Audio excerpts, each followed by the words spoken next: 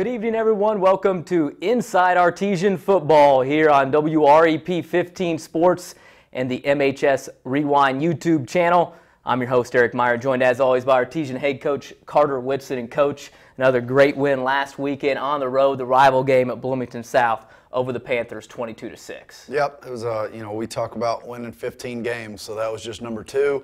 A little bit of a rivalry game, which our kids and our town appreciates, and I think that's healthy to have those type rivalries, but to get out of there with a win, to get out healthy is really all you can ask for. Close game to start in the first half of play. No score. Two teams trading back and forth. Couldn't really get anything going offensively. Second half of play, a little bit of a breakthrough. You guys getting it done through the air, but also defensively making some big-time plays when you needed to preserve the win. Yeah, if you would have told me it was 0-0 at half, I'd be like, I don't know what my halftime speech is. I've never seen one of those. So, offensively in the first half, we get down there 2 or 3 times and don't punch it in, don't score, and we're still improving in the kicking game, so we were going to go for it and be aggressive.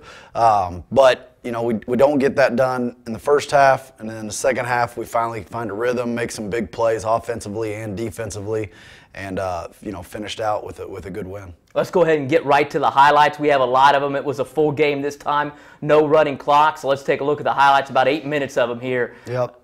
Here we are in the first half. We had a really good passing night with some of our sprint outs, making some easy throws for Xavier.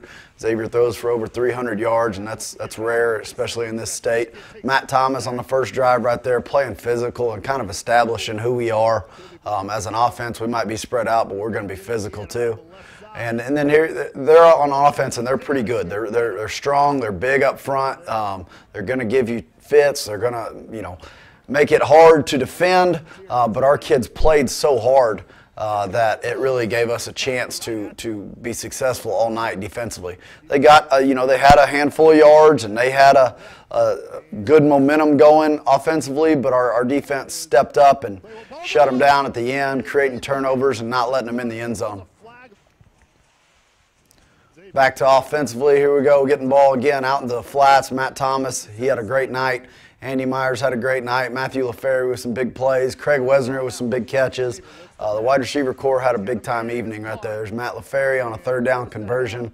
Xavier getting the ball out of his hands. Xavier played great. O-line gave him time to protect all day. Didn't have a whole lot of a running game, but kept him honest enough with some play action. There's a senior, Craig Wesner, with a big-time conversion on third down. And, Xavier, again, putting the ball right where it needs to be on the money. Screen play right here to Andy Myers.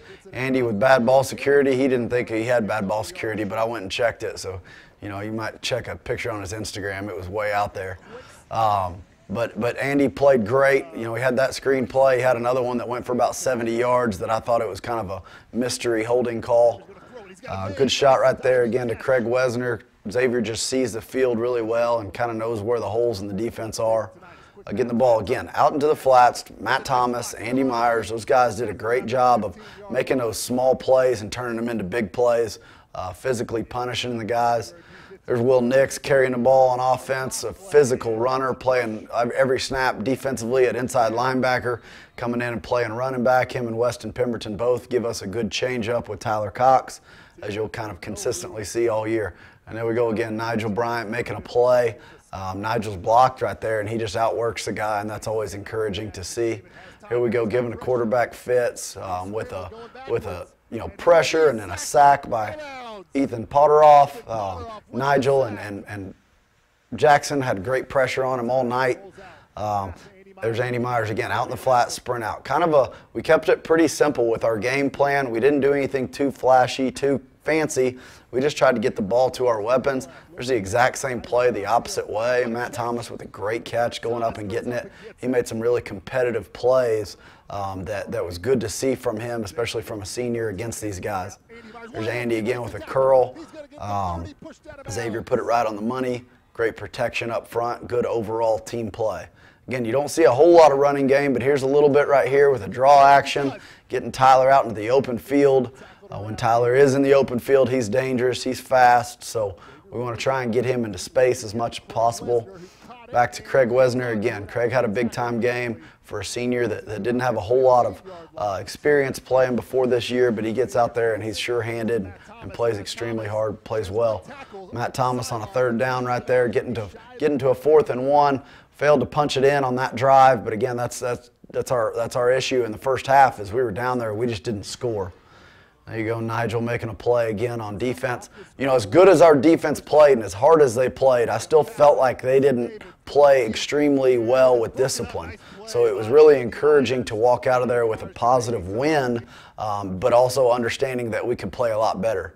Last play of the half, getting some run yards, rushing yards at the end of the half when they're in prevent's good. But anytime Tyler has the ball in space, he could have gone 70 right there. So that's why we called that play. There you go, group tackle. It's hard to see when there's 7 of them making the tackle. It's hard to see which one's first. But those guys are going to do that consistently all year. Weston Pemberton, sophomore, making huge plays like always. Those 2 inside linebackers are dynamic. We're going to need a big week out of them this week too. There we go, Will Nix making a play right there. Will came up a little limp right there with a little cramp, but he was fine from that, played the rest of the game. Here was a sprint out that we kind of adjusted on the fly and threw a backside hitch, just understanding where their defense was. Xavier did a good job of that. Coaches did a good job of seeing what the play was. There's LaFerry, another long, quick throw, but it gets some good yards, gets some good distance. That's big time right there. Now Xavier does a great job with his pocket presence right here, stepping up, avoiding the rush, and hitting Matt LaFerry on kind of a screen and go. You know, we set up those screens, set up those screens, set up those screens, and then hit the screen and go. Xavier did a great job in the pocket. Offensive O-line did a great job protecting. Here's some of our interceptions. Here we go, Jacob Burkett right there. Jacob Burkett with the ball in his hands is pretty dangerous too. This is a great cut right here. I really thought he was going to get in the end zone. If we do a better job, the other 10 guys getting some blocks, he scores right there, and we need to see more of that. Jacob's been in the end zone already for us as a defensive player, and we thought we were going to get another one. We go back to that same screen and go out of a different formation. We did some different personnel last week, getting 2 tight ends in the game and getting Andy and Matt on the same side, which I think is a dangerous thing for opponents to see throughout the year. Put those guys out there on the same side, it's tough to cover. They sub in their backup quarterback right here, and he got, he had some momentum. It did some good things with him, just kind of running it right at us. And again, that's where, as a perfectionist, I wasn't happy with how our defense played because we could have stopped that quite a bit easier. But it's something to learn from and something to get better. Another big long pass from throwing the ball 5 yards downfield, but all of a sudden now you're 40 yards down the field. Good stuff right there. Great pursuit right here by James Hicks. Good job by Billy Bias setting the edge. That's group team effort. Bunch of guys making the play, trusting their teammates. They go back to it with a little play action. And there you go, Billy Bias. He set the edge on the previous speed sweep, and now they play action, try and get him to come up, and that senior makes a great play with an interception and is really smart with the ball, getting out of bounds before anything crazy happens. Again, back to our quick game. This is a very aggressive defense. It's going to stop the run and not give up a bunch of long passes. So we were going to get the ball out pretty quick until all of a sudden they play press on Andy Myers. And if you play press on Andy Myers, you can pretty much you can put a lot of money on what we're going to do. We're going to throw it to him. So they did that. They only did it one time the entire game, and we threw it to them. So that was great to see. Here's a big-time competitive catch. It kind of get off camera a little bit, but it was a double move. Matt runs a hitch and go and goes up, and there's 2 guys on him right there. And to see that senior go up and make that play was pretty special. That's something he didn't do necessarily as well in his junior campaign. There we go, back on defense, 4th down. 4th down, making great pressure. Andy got fooled earlier on a pass play to their big tight end, but right here he's on top of it, and big time interception, stopping the ball right there. I actually got a penalty because I was screaming at him to get down so he didn't get caught because I knew he was tired, playing both ways. He had a great game. You can see the guys right there patting him on the head, and he's just gassed. That game took a lot out of us, and it was good though. It gets us in shape, continuing to build with those guys playing both ways throughout the year. So to go into their place with the crowd we had and the you know, the history we had with them, to come out with a win was awesome. If you had to point to anything or any couple of things as the reason you came away with a victory on Friday night, what would those things be? Yeah, I'll go back to we played extremely hard. I don't think we played great. You know, they were complimentary to us in their newspaper and saying the game meant a lot more to us than it did to them. Every game means a lot to me. I want to win every one of them. But with going back and grading the film and watching what we did, we played extremely hard, and that's the culture of our team. That's the culture of this town. So, you know, that's something that's non-negotiable. We're always going to do. Able to come away with the win, 22-6. Well, we've got a new segment for you coming up this year. We have a couple of the football players are in our RTV2 class, Matt Thomas and Anthony Tallent. So we've kind of tried to put some of their talents to work here. Pun intended. If you will. And you mentioned a couple of kids on the highlights. Andy Myers, a good buddy of theirs. And so he's guest number one on the segment you dubbed Under the Helmet with Tallent and Thomas. So we'll roll that right now. I think you'll really enjoy it. The kids did a great job in producing this.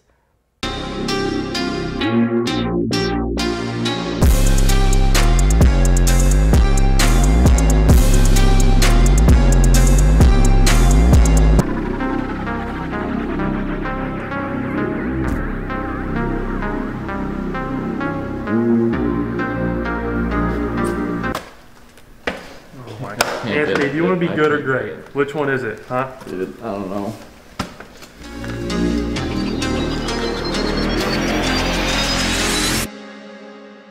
Hello and welcome to the first edition of Under the Helmet with Matt Thomas. I'm your host, and Anthony Tallent. And your other host, Anthony Tallent.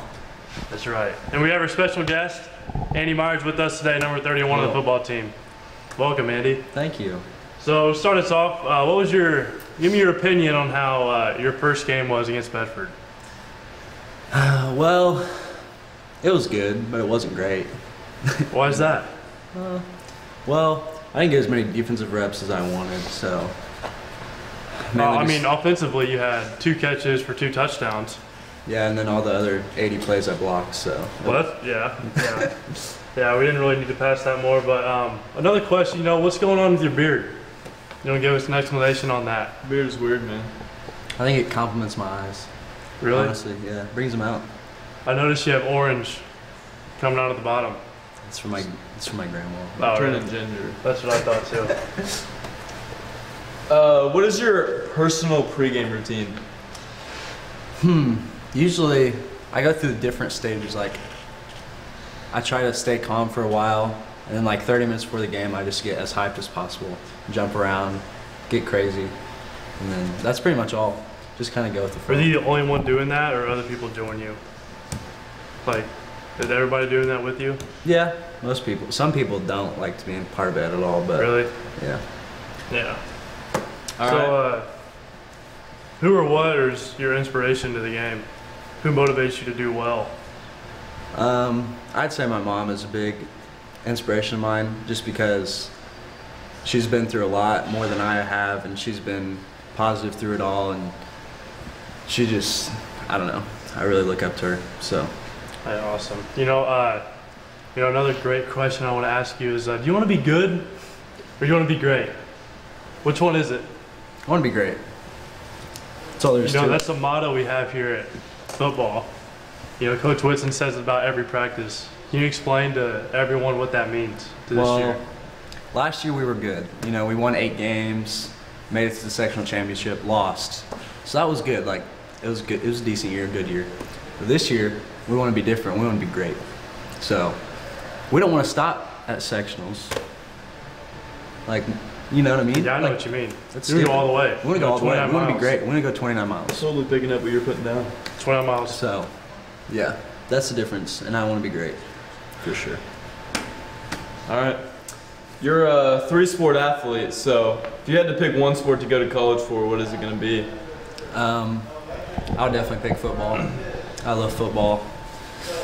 Basketball's fun, baseball's fun, but I love football. You've had some success in basketball. Why not basketball? Too much running. Too much running? Yeah, I don't like to run, so. Yeah, I feel you. Too much conditioning. Never could run anyway. and I'm horrible at basketball. So, Is it honestly true you get 3 hours of sleep each night? around there, there's no in between. It's either 3 hours of sleep or like 13 hours of sleep. Either I go to bed as soon as I get home and don't wake up, or I stay up till like 3 in the morning. You know, honestly, it probably works pretty good for you because your GPA is pretty high. You know? Yeah. Yeah. It's all right. 6.0. And it's only like a 4.27. So. All right, now we're at the point where we're gonna pull up some Instagram So posts. some things on your Instagram, looking through, you know, it kind of stalked you a little bit. So we're going to show everyone what we found, and we're going to try to explain this one that we first one. found. Honestly, I have no idea where that picture came from. That's crazy. I don't know. I think I was looking through my pictures and I saw it and I was like, that's kind of stupid and kind of funny. So you So I took posted that. it. You took that and just kept it. Yeah, I thought it looked kind of cute. If I Is take there a a picture like comment that- to it? What's the comment to it? Oh, do you have the comment? I do not. Probably something. It said this is a mood right now. Oh yeah. Oh. I don't know Maybe what you're that thinking mood about is, but school or yeah. You know, we have another one. You know, I think we have 2 more. We saw We have another one that's Yeah. this. one. So the 6'4" one, that's actually me. And then that's That's Matt. not you. That's Matt right there to the left of me. Oh, okay. That's a 5'2" one. Yeah, but they're actually all me. It's kind of tricky. That's creepy looking. How's that even work? That one's got a long neck. And the final one's a video. It's a video. Can you say like what grade you were in when you did this? I think that was freshman year, and I've always had this weird. I've always loved breaking pencils on my head for some reason. So you just Ever since 6th grade, I've just see a pencil, crack it right off my head. so you just took a video and posted it. Yep. You know- I was looking for some content, and I was like, "There's a pencil right there." We wanted to show another video that he posted on Instagram or Twitter a couple years back. It's a 4-minute video of him just eating a ham sandwich. That's No- all it is. No words. I don't even think I looked at the camera. I was just literally just eating a ham sandwich. Yeah. That's Well- probably the stupidest video I've ever taken. I wish we could have found it I because it's wish kind we of could funny. have found that too. Well, I think that'll do it. Talent.